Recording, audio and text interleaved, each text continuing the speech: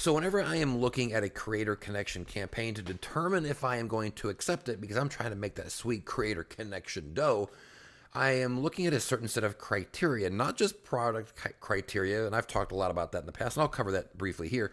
But I'm also looking at a certain set of campaign criteria that, if it matches or doesn't match, will determine whether or not I am willing to accept it.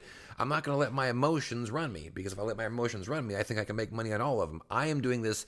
It is a data-driven process, and I'm going to share with you what it is that I do whenever I'm considering a campaign. If you don't know, my name is Rob. I've been in the influencer program for a year and a half, just here sharing tips, tricks, and advice. These are things that I've learned along the way, both good and bad, to hopefully help you make more dough in the program. So if that sounds good to you, like it is in your wheelhouse, maybe hit the subscribe on this. And if you get halfway through it and you think this dummy is actually onto something, then hit the like button. I want to earn that like. I like likes. I think I'm your Amazon influencer guy.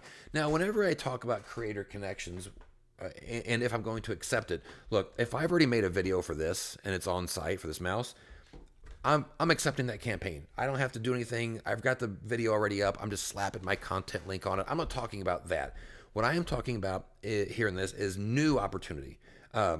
You can make more money through new opportunities than you can the ones that already exist. I don't have any data for that, but that's my gut. So that's what I do is I go on Creator Connections and I am looking for new opportunities, products that I don't own, but I am willing to purchase if I think that I'm going to be able to make money on it.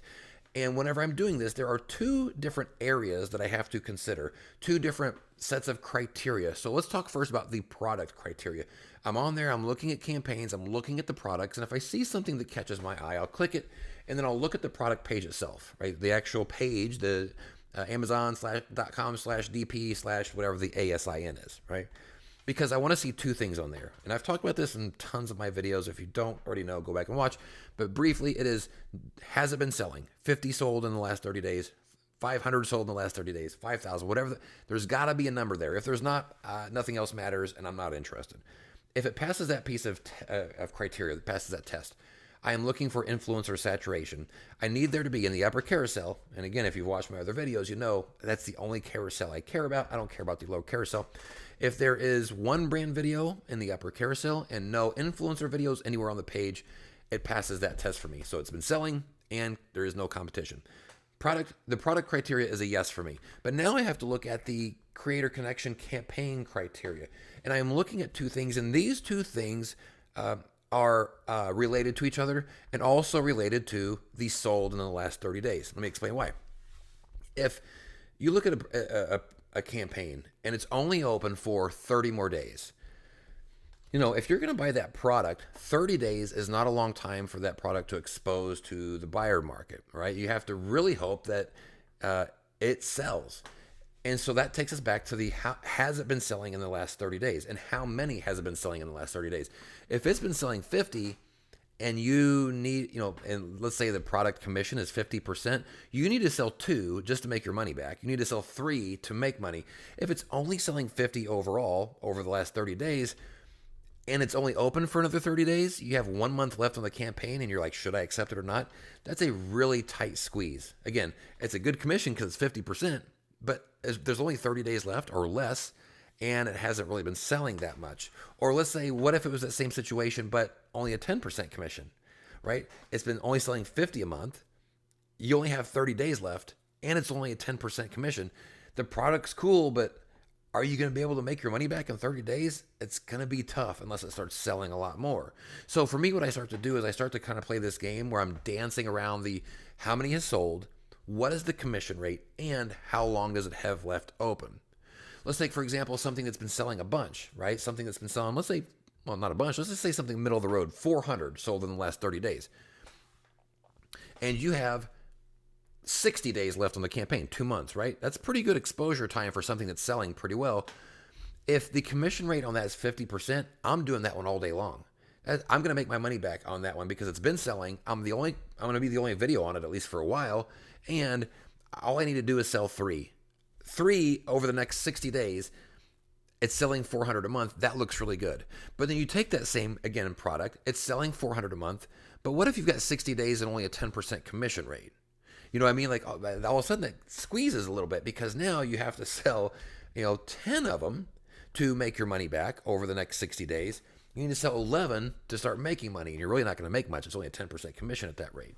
You know what I mean? Like, you have to start looking at the end date as just as much of an important factor as the commission rate and the number of sold in the last 30 days. And really, they all sort of need to play together nicely in the, was it in the sandbox? Is that the right thing? On the playground?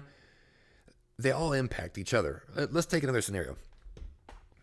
Let's say something has a 50% commission rate. Sounds really good, but it's only got 2 weeks left on it. I'm not touching that one at all, right? Because you have to have time to receive the product. You have to have time to make the video, and Amazon actually post the video, which sometimes takes 48 hours after you actually upload it. You just lost 6 days probably out of that 2 week. I typically, look, here's when it comes down to for me.